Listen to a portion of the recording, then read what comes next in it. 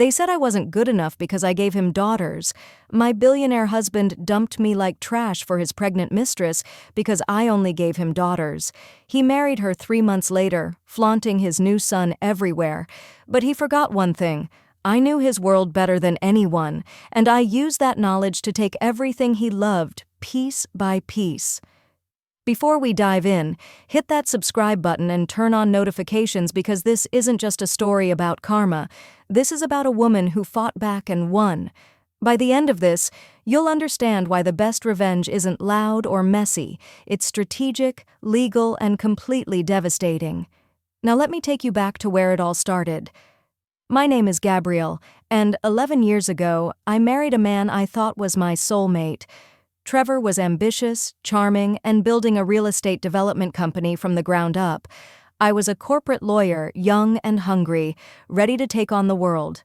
When we met at a business conference, it felt like magic. We got married within a year, and I thought I had found my forever. Here's what nobody tells you about marrying an ambitious man. Sometimes you become a supporting character in his story.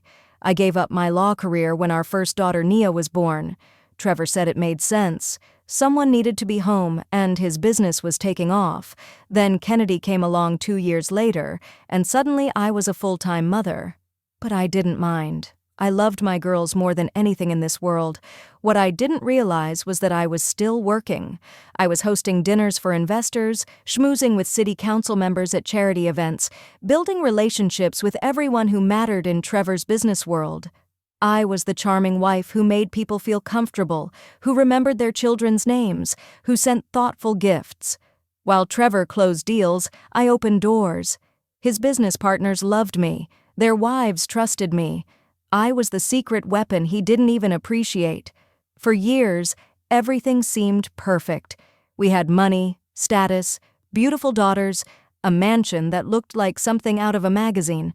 But after Kennedy was born, something shifted. Trevor's mother, Mrs. Helen, started making comments. Little digs about how the family name needed a male heir. How disappointing it was that we only had girls. At first I laughed it off. This is the 21st century, right? Who cares about having sons versus daughters? But Trevor cared. I started noticing how he'd get quiet when his business partners talked about their sons. How he'd make excuses to skip the girls' dance recitals but never missed a golf game. How he started working later and later, coming home after the girls were asleep.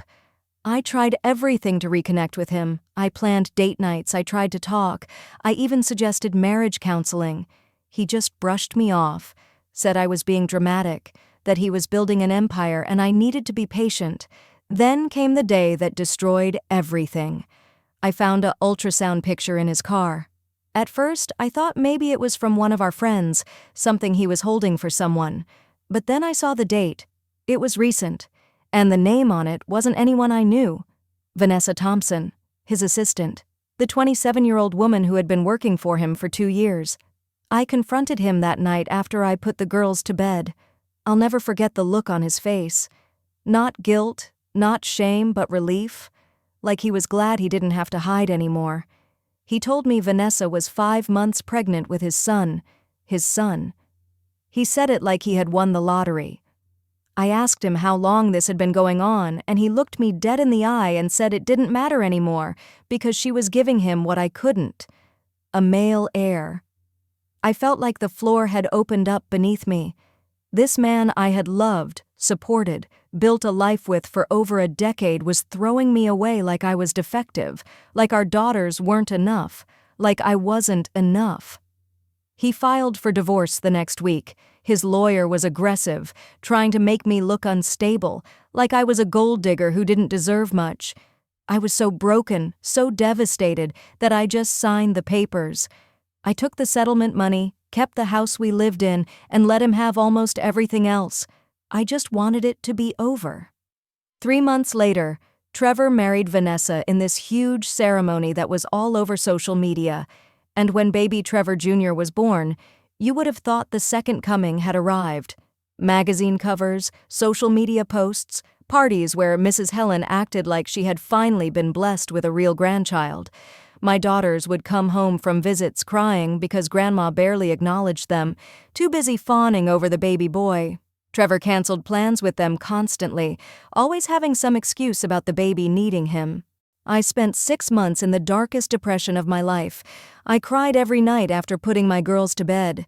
I felt worthless, replaced, forgotten. But one day, I watched my daughter Nia come home from her father's house, and she said something that changed everything. She asked me, "Mommy, why doesn't Daddy love us anymore? Is it because we're girls?" My 9-year-old baby girl thought she wasn't good enough because of her gender. That's when something inside me snapped, not in an angry way, but in a clarifying way. I stopped crying. I looked in the mirror and remembered who I was before I became Trevor's wife.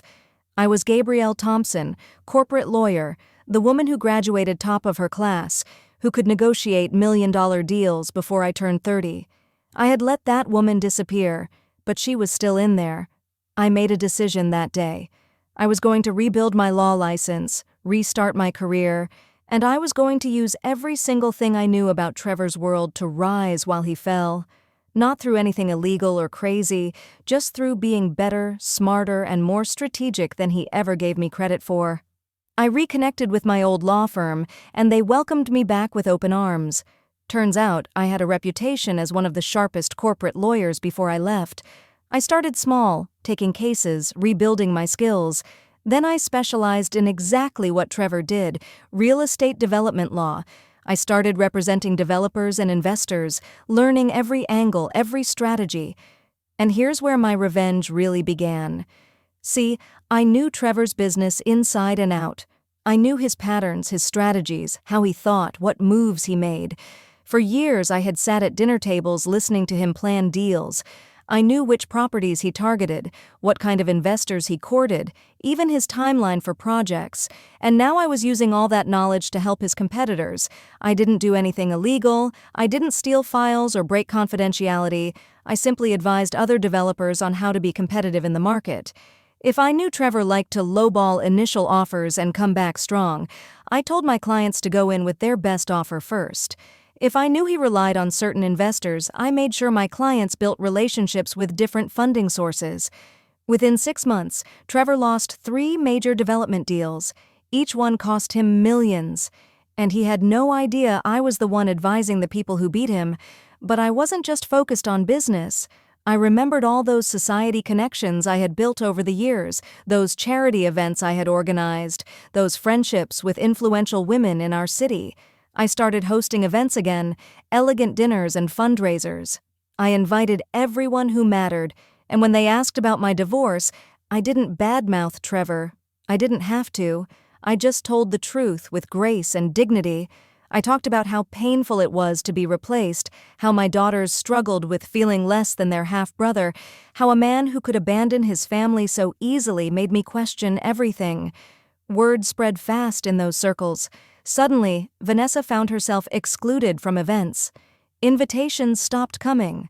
The society women who once welcomed her now whispered when she walked by. Trevor's mother noticed their social standing dropping, and she was furious. She had traded me, the dignified, connected wife, for a younger woman nobody respected. Trevor's business relationships started suffering because in high society, how you treat people matters. And people remembered how he treated me. Then I made my biggest move. Trevor's company was planning this massive mixed-use development downtown, condos, retail, offices, the works. It was supposed to be his crowning achievement. He needed city council approval for zoning changes. Normally, this would have been easy for him because of all the relationships we, and let me emphasize we, had built over the years. But I had maintained those relationships too. I didn't ask anyone to vote against Trevor's project. I didn't have to. I simply made sure that community concerns were heard. Environmental impact studies, traffic pattern analysis, affordable housing requirements, all legitimate issues that needed addressing.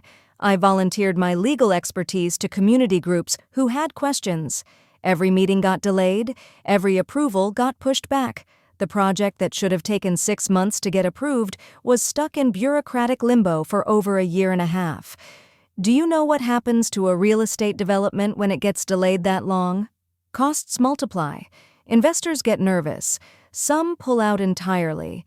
Trevor was hemorrhaging money, paying carrying costs on property that wasn't generating revenue. His reputation as the Golden Touch developer started crumbling. People whispered that maybe he had just been lucky before. Maybe his success had more to do with his team or his ex-wife than his own brilliance. Meanwhile, my career was soaring. I made partner at my law firm. I was representing major clients, handling complex negotiations, earning excellent money. I bought a beautiful home for me and my daughters. Not as big as the mansion, but filled with love and laughter and stability. My girls were thriving. They had a mother who was present, strong, and showed them that a woman's worth has nothing to do with what men think of her. And Trevor? His perfect new life was falling apart. Vanessa had married him for money and status, and as both started disappearing, so did her patience. She demanded expensive things constantly, jewelry, cars, designer clothes, as if material goods could fill whatever was empty inside her. Trevor Jr. needed expensive therapy for developmental delays, and while Trevor loved his son, the financial pressure was crushing. He was paying child support for 2 households, funding his mother's medical care after she had a stroke, and watching his business empire crumble deal by deal. The girls started telling me things during our time together. How Daddy and Vanessa fought constantly, how Mrs. Helen blamed Vanessa for everything going wrong, as if she had cursed the family. How Trevor looked exhausted all the time, stressed and angry. Kennedy, my sweet 7-year-old, said something that broke my heart and filled me with satisfaction at the same time. She said, "Daddy seems sad now, but you seem happy, Mommy." She was right. I was happy. Not because Trevor was suffering. I had loved him once and there was no joy in watching anyone's pain. But I was happy because I had reclaimed myself. I had rebuilt my life, my career, my sense of worth. I had shown my daughters that a woman doesn't need a man to validate her existence, that we are enough, exactly as we are. Then came the custody modification hearing. Nia and Kennedy, now older and braver, told the judge how they felt neglected by their father, how he canceled plans constantly, how they felt like second-class children compared to their half-brother. The judge listened carefully and modified the custody agreement. Trevor got less time with the girls, and his child support payments increased, based on his supposed billionaire status, even though his actual liquid income was dropping fast. Everything I had carefully, legally, strategically put in motion was coming together. Trevor's business was struggling, his marriage was miserable, his relationship with his daughters was damaged, his social standing was gone, and through it all I had never broken a single law. I had never done anything unethical. I had simply stopped protecting him and started using my own intelligence and connections to build my own success. About 3 years after our divorce, I started seeing Trevor at business events. We moved in overlapping professional circles now that I was back in corporate law. He would stare at me from across the room, watching me laugh with clients, network with confidence, command respect. I could see the realization dawning in his eyes. I had been the foundation of his success all along. The relationships, the social connections, the grace under pressure, the strategic thinking, so much of what made him successful had been built on my shoulders. He started calling me. First, it was about the girls. Reasonable co-parenting questions that could have been answered over email. Then the calls got longer. He wanted to talk about the old days, remember good times. He asked about my career, my life, as if he suddenly cared. I kept my responses polite but distant. I had moved on, and he was no longer the center of my universe. Then one evening, he showed up at my house. I was getting ready for a charity gala when the doorbell rang. I opened it to find Trevor standing there, and he looked like a shadow of the man I had married. The confidence was gone. The arrogance had been replaced with something that looked like desperation. He asked if we could talk. I stepped outside, not wanting to invite him into the home I had built without him. And then, right there in my driveway, this man who had thrown me away like garbage 3 years earlier got down on his knees. Tears were streaming down his face as he looked up at me and said he had made the biggest mistake of his life. He told me that Vanessa never loved him the way I did, that his mother had poisoned his mind with outdated ideas about legacy and heirs, that his son, while he loved him, came into a broken home filled with resentment and financial stress. That every business deal he lost, every door that closed, every relationship that soured. He was starting to realize I had been behind it all. Not in an illegal way, but in a way that showed him exactly how much of his success had depended on me. He begged me to help him, to advise him again, to consider giving him another chance. He said we were a team, that he was nothing without me, that he would do anything if I would just forgive him and help him rebuild. I looked down at this man on his knees, and I felt something I didn't expect. Peace. Not anger, not satisfaction, not even pity, just peace.